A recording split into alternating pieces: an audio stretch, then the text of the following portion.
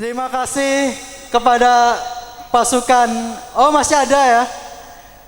Baik, kita sambut sekali lagi pasukan Tapak Suci SMP Muhammadiyah 17 Keduyung dengan tepuk tangan yang meriah.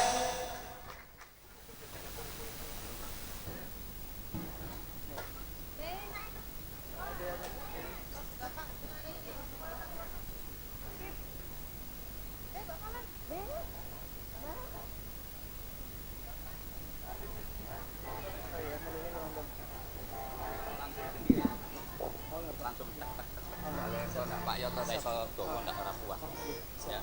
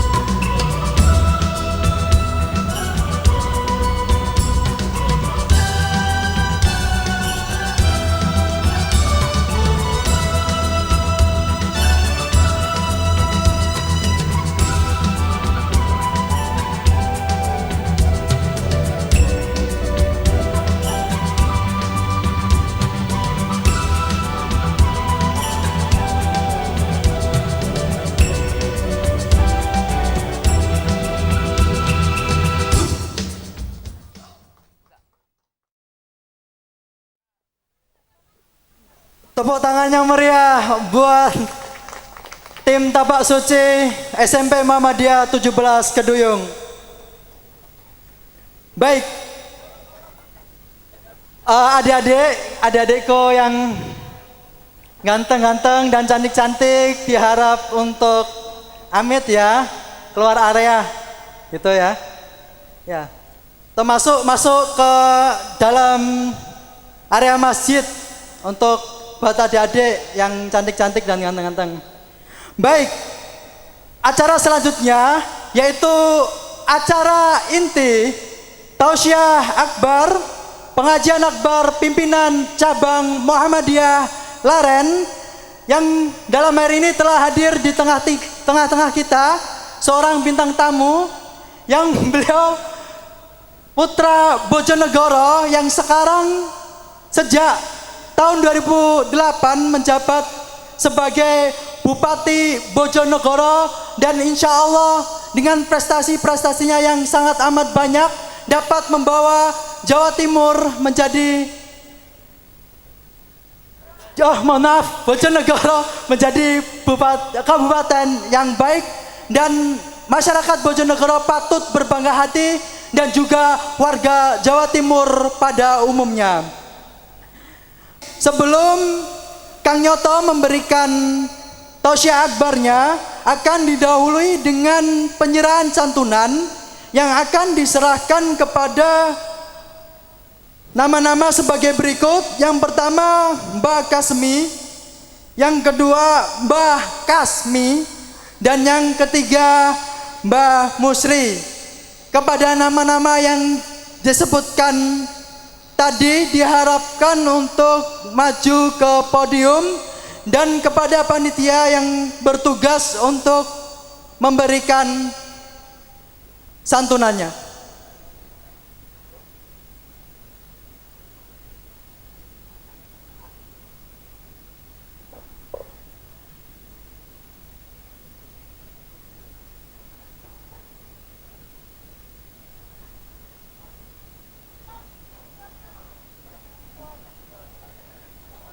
Nah, monggo Mbah untuk baris nggih, dan dipersilakan kepada Kang Nyoto untuk memberikan santunan secara simbolik diberikan kepada masing-masing penerima.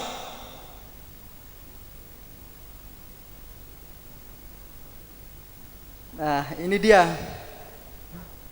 Kang Nyoto. Mari kita beri tepuk tangan yang meriah.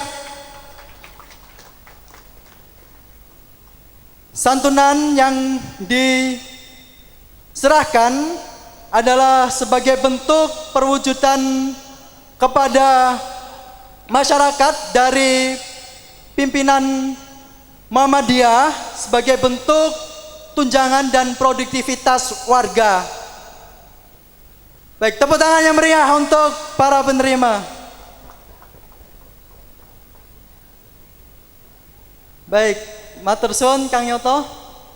Nggih, kepada Kang Nyoto dipersilakan untuk langsung memberikan tausiah akbarnya. Kita sambut dengan tepuk tangan yang meriah.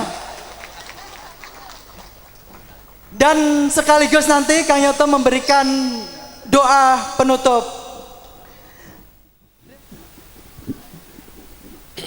Assalamualaikum warahmatullahi wabarakatuh. Alhamdulillah wa syukrulillah, la haula wa la quwwata illa billah.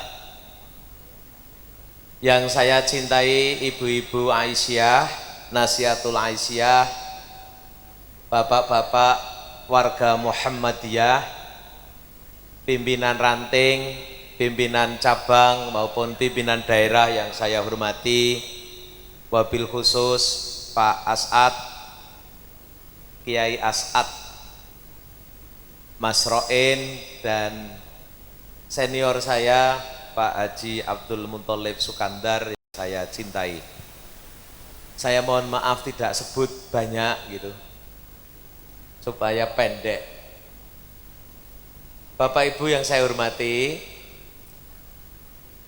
saya sengaja tidak pakai kopiah. Ya. Pertama karena memang fotonya di depan itu tidak pakai kopiah. Tapi ada alasan yang kedua, karena kalau pakai kopiah itu nanti saya mengira diri saya itu kiai, padahal saya sekarang bupati. Nah, jadi saya tidak pakai kopiah. Yang ketiga, kebetulan sejak jadi bupati itu kalau ngaji saya tuh nggak pernah panjang, harus kurang dari 1 jam. Karena kalau lebih dari 1 jam itu membuat saya merasa jadi kiai. Jadi nggak boleh panjang-panjang. Nah yang keempat, biasanya saya kalau ngaji itu tidak banyak ayat. Jadi saya cuma 2-3 ayat itu maksimal. Karena tugasnya bupati tidak membaca banyak ayat, tapi melaksanakan ayat itu di dalam pemerintahan. Nah itu tugasnya bupati. Jadi saya ingin memulai Bapak Ibu kira-kira 3 ayat saja. Saya ingin memulai mengingatkan 2 ayat yang oleh almarhum Kiai Haji Ahmad Dahlan itu selalu disebut diungkapkan dan diulang-ulang oleh almarhum. Ayat yang pertama adalah surat Al-Anfal ayat 27 yang bunyinya ya ayyuhalladzina amanu la takhunullaha war rasula wa takhunu amanatikum wa antum ta'lamun. Hai orang-orang yang beriman, la takhunu, jangan kau khianati Allah ing Gusti Allah. Dalam bahasa Arab kalau la itu nahiyah bertemu dengan fi'il mudhari' itu biasanya diartikan jangan sekali-kali. Itu kalau bahasa Indonesia jangan sekali-kali, bahasa Jawane ojo sepisan-pisan seliranmu kabeh ngianati Gusti Allah lan ngianati Rasule, wa takhunu lan ngianati uga amanatikum ing pira-pira amanahmu, wa antum ta'lamun hale utawi seliranmu kabeh iku ta'lamuna ngerteni amanah kala wau. Bapak Ibu, ini ayat yang kalau saya baca saya paling takut. Jadi ini ayat yang membuat saya kadang-kadang sulit meneruskan membaca ayat-ayat yang lain. Karena bagi saya luar biasa berat beban ini. Dan almarhum Kiai Haji Ahmad Dahlan kalau membaca ayat ini, itu istilahnya Pak AR almarhum, itu kayak orang yang bergetar dan redeke iku nemen. Jangan kau khianati Allah, jangan kau khianati Rasulnya, apalagi dengan cara mengkhianati amanah yang dititipkan kepadamu. Dalam bahasa Arab, al-amanah itu artinya bisa al-amnu, titipan. Yang kedua, al-amanah itu diddul khianah, lawan dari khianat. Yang ketiga, al-amanah itu assalam, kesentosaan. Seolah-olah Allah ingin mengatakan, wahai umat mukmin, wahai orang Islam, jangan sekali-kali kau khianati apa yang dititipkan kepadamu oleh Allah, oleh Rasul, dan oleh siapapun yang menitipkan amanah itu kepadamu. Dan kau sadar ketika itu, karena kalau kau sekali-kali khianati, maka akan hilanglah kesentosaan. Tapi kalau kau pegang amanah itu, maka akan ada kesentosaan atau assalam. Bapak Ibu yang saya cintai, di dalam berbagai kitab tafsir, apa yang disebut dengan amanatikum, berbagai amanahmu itu oleh Syekh Rashid Ridho itu disederhanakan. Amanah manusia itu ada amanatul abdi ma'an nafsihi, amanatul abdi ma'an nas, ma'al ilah, ma'a rabbihi, ma'ar rasul, wa nahwal alam. Amanat itu ada amanat hamba terhadap dirinya, terhadap hamba sesama hamba, hamba terhadap makhluk-makhluk yang lain, hamba terhadap Allah dan terhadap rasul-rasulnya. Maka Bapak Ibu, ketika Rasulullah akan meninggal, itu Rasulullah mengingatkan banyak sekali amanah. Misalnya, istri-istrimu itu amanahmu, anak-anakmu amanahmu, suamimu amanahmu, hartamu amanahmu, umurmu amanahmu, ilmumu amanahmu, kekuasaan jabatanmu itu amanahmu.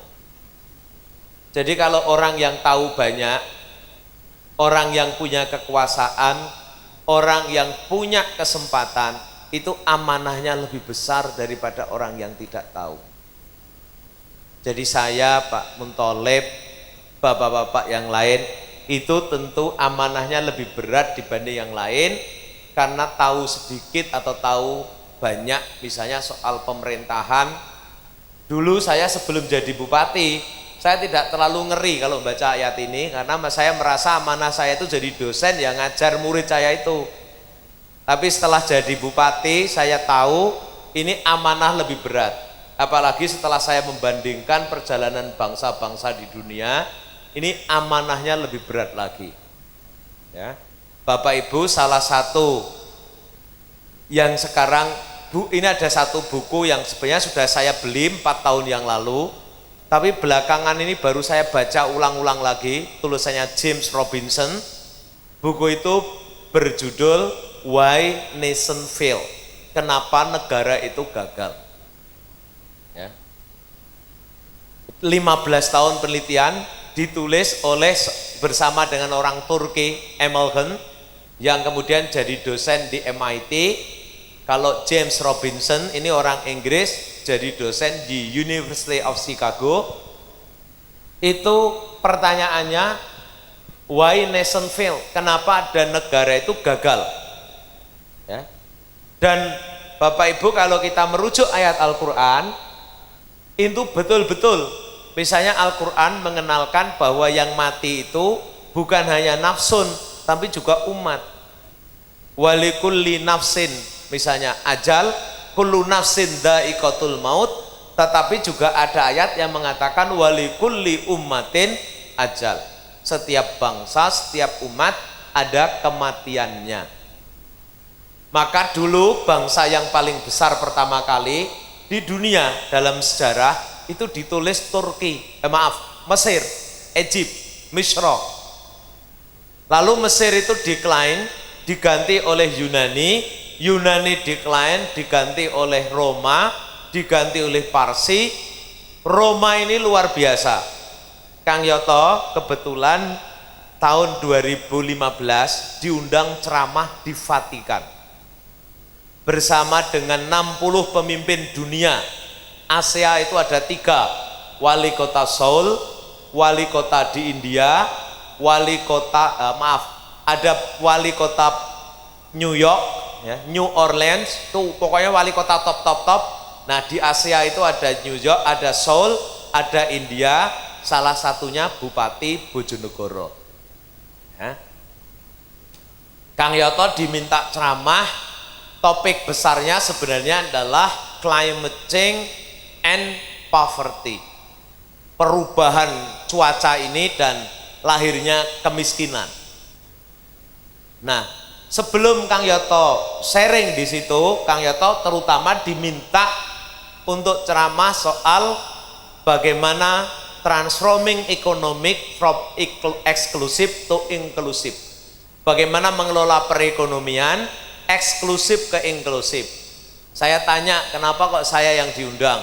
Ternyata mereka mengikuti hasil penelitian Bank Dunia yang di dalam penelitian itu digambarkan Bojonegoro salah satu penghasil migas, tapi tidak tercipta kesenjangan yang tinggi, justru kesenjangan makin rendah. Dan ini pasti karena kebijakan pembangunan lokal yang betul, yang benar mengangkat orang-orang yang lemah menjadi bisa naik derajat hidupnya lebih baik.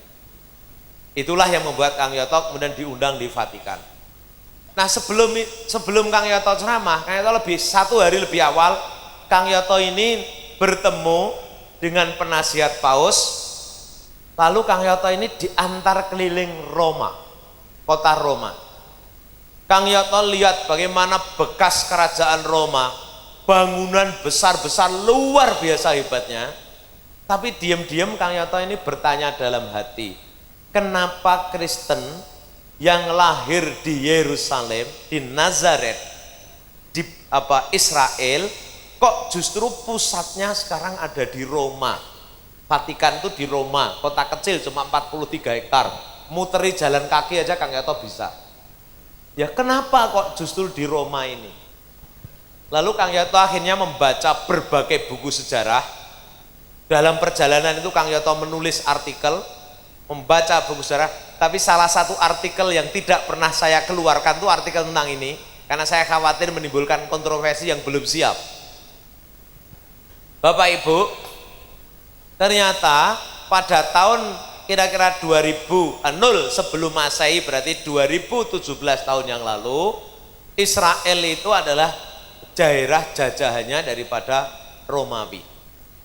Nah karena itulah orang Romawi, maka Paulus kemudian pergi, ada yang ke Yunani, ada yang pergi kemudian ke Roma. Ketika Romawi ini mengalami krisis mental, krisis moral, rakyatnya banyak yang bermasalah secara moral, maka dia memerlukan Alexander, Great Alexander, kalau nggak salah Alexander ke-7, itu kemudian memerlukan ada pedoman moral. Nah, ditemukanlah kemudian Kristen yang ada di situ. Maka Kristen kemudian diambil menjadi agama resmi daripada Romawi.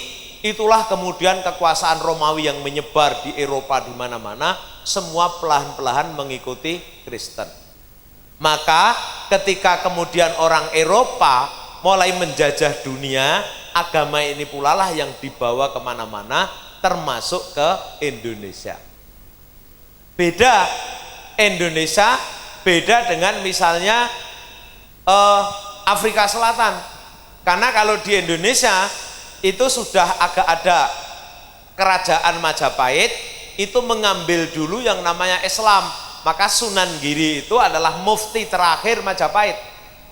Jadi Sunan Ampel itu diundang oleh Majapahit itu untuk menjadi penasehat ketika ada dekadensi moral. Maka kemudian Islam menjadi agama resmi, diadopsi oleh Majapahit, maka Islamlah yang menyebar di mana-mana di Indonesia ini. Kalau di Eropa kekuasaannya mengambil Kristen, maka Kristenlah yang menjadi agama di mana-mana. Nah, Kang Yoto ini ketika keliling itu sadar, oh ternyata Romawi pernah besar. Tapi Romawi ini, Parsi, mengalami penurunan yang dulu oleh Lois Todrat, buku The New World of Islam, The New Order, pasang naik kulit berwarna yang terkenal ditulis orang Rusia itu Romawi mengalami declining, kemudian muncullah Arab Islam. Arab Islam itu luar biasa. Makanya Spanyol, Cordova, Itali itu dulu kemudian menjadi Islam. Bapak Ibu, kalau sekarang yang paling gampang kuliah itu bahasa Arab dari kuliah, tapi di sana menjadi college.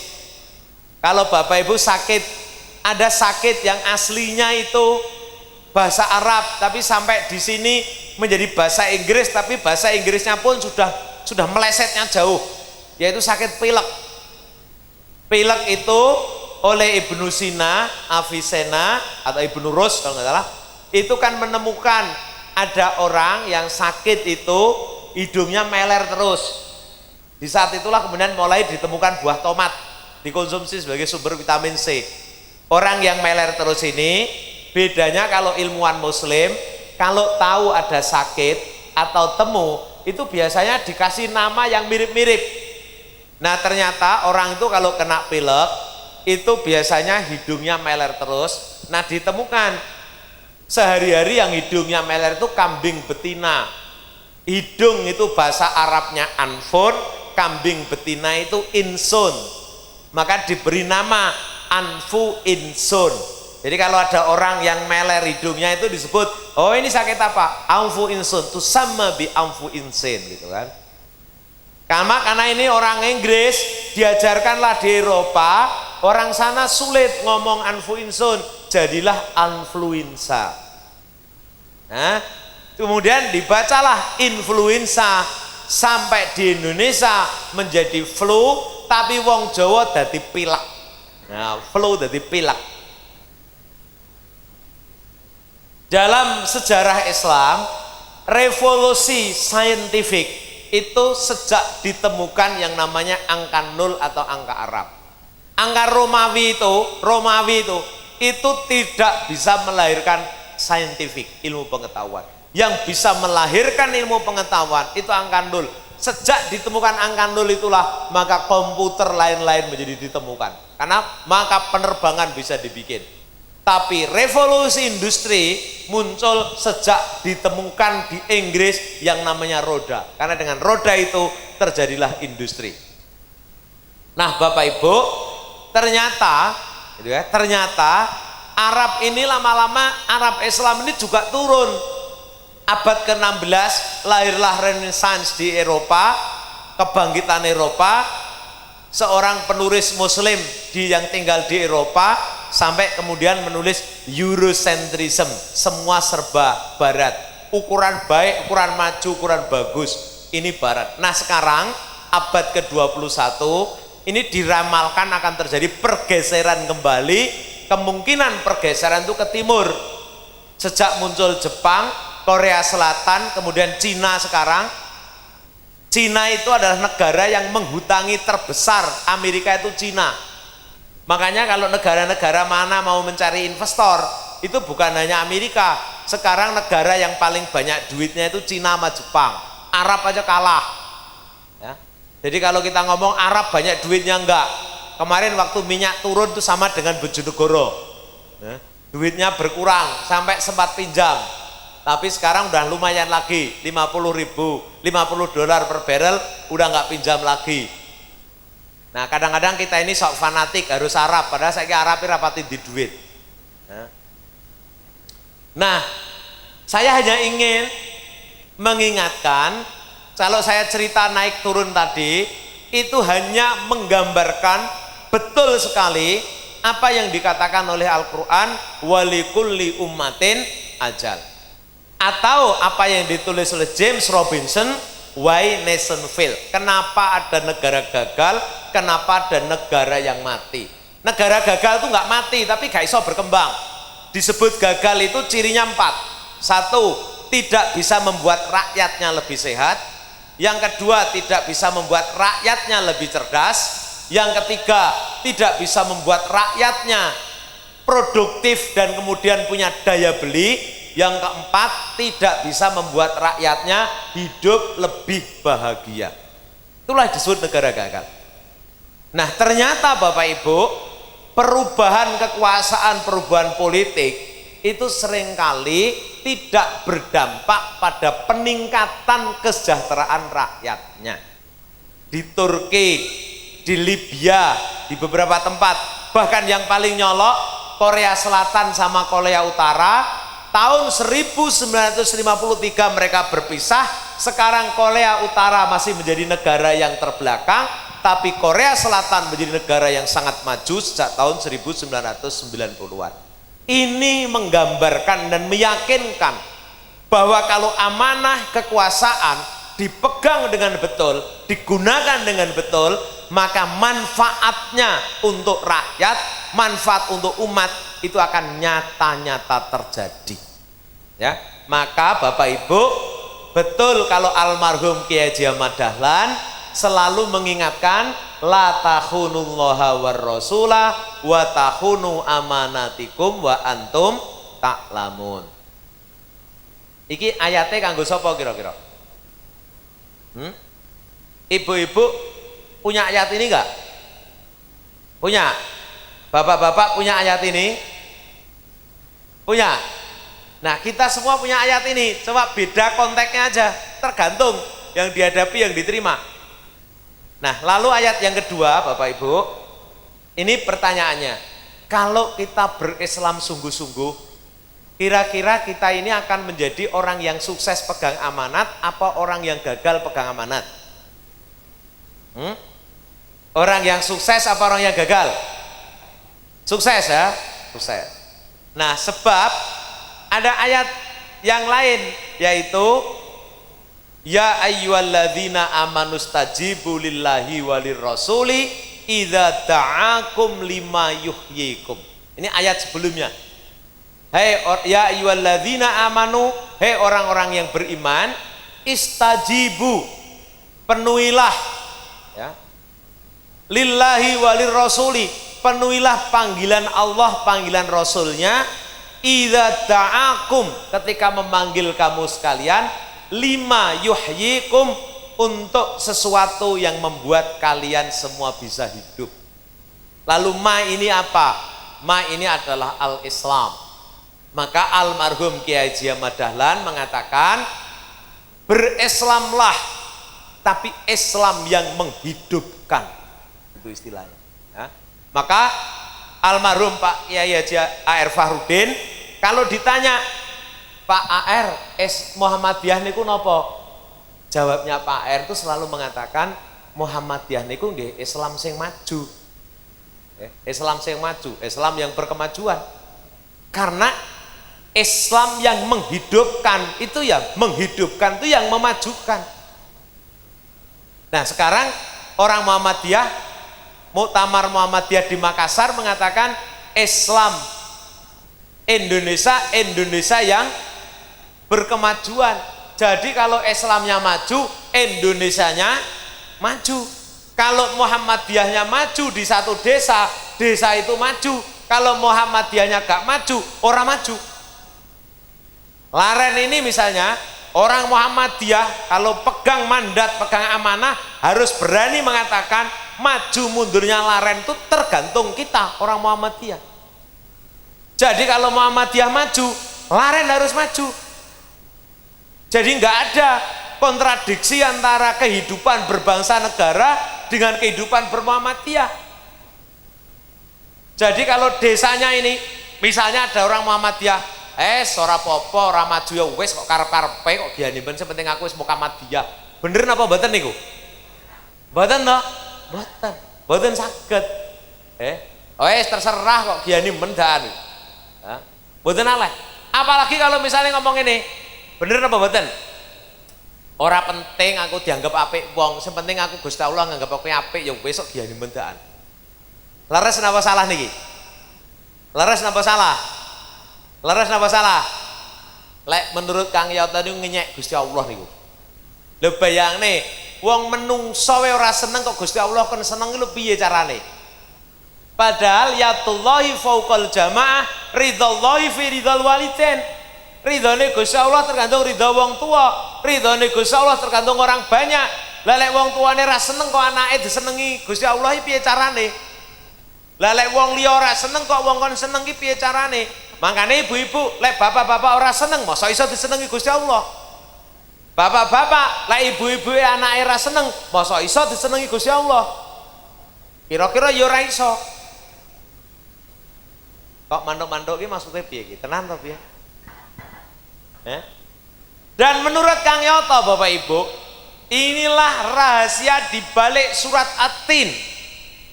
Mengapa Allah itu bersumpah wattin wazaitun waturi sinina wa hadzal baladil amin laqad khalaqnal insana fi ahsani taqwim. Allah bersumpah demi tin, zaitun, turisin. Sungguh kata Allah, laqad itu la-nya itu taukid, qadnya taukid. Ini sesama khiris alumni Gontor ini Pak Muntalib ini ya. Khalaqnal fi ahsani taqwim, dibentuk dalam bentuk yang sebaik-baiknya. Tapi apa kata Allah? Tsumma radatnahu asfala safilin. Kemudian saya taruh kata Allah di tempat yang paling rendah. Dulu waktu saya ngaji di pesantren disebut ditaruh di sumur sat. Sumur sat itu maksudnya paling ngisor itu. Ya, bahasa Inggrisnya and then we put at the lowest level. Kemudian saya ditaruh di tempat yang paling rendah.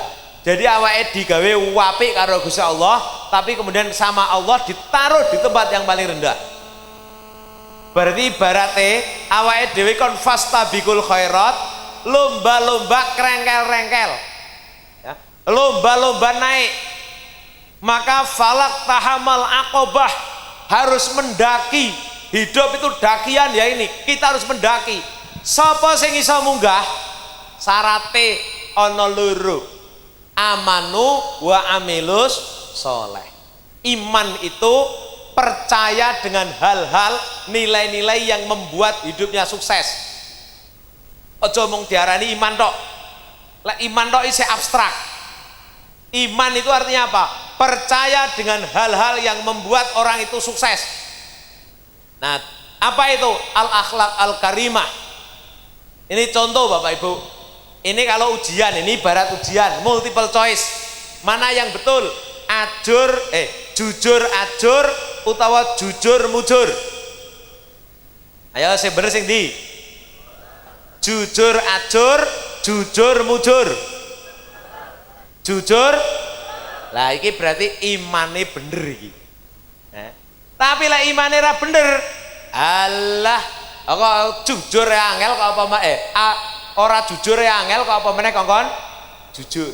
Nah itu berarti imannya sing salah. Mboke Kang Yoto, Mbok Baengah. Mboke Kang Yoto ki jenenge Baengah. Mboke Kang Yoto ki buta huruf. Ngertine mek buta huruf ya ora iso basa Indonesia. Mboke Kang Yoto ki isite mek ngomong apa maca Quran tok. Tapi mboke Kang Yoto iki sejak cilik iku lek ngajari Kang Yoto niki jujur. Begitu Kang Yoto menang pilihan bupati, aku seeling dina Senin tanggal 10 bulan rola tahun 2007 gak keliru. Iku jenenge aku mulai sore-sore jam 5 iki pulang saya, kepengin ketemu mbok saya. Mboke Kang Yoto ki lho turu nok mbayang ki nek njaba iki ora gelem tangi. Wong padha ngerubung Kang Yoto iki lho, mboke Kang Yoto tetep ora tangi. Ya toh? Kaya ora ngreken blas. Ora enek banggane anake menang dadi bupati lho, ora enek banggane blas. Ya toh? Malah Kang Yoto merek tak salami no. Wis roh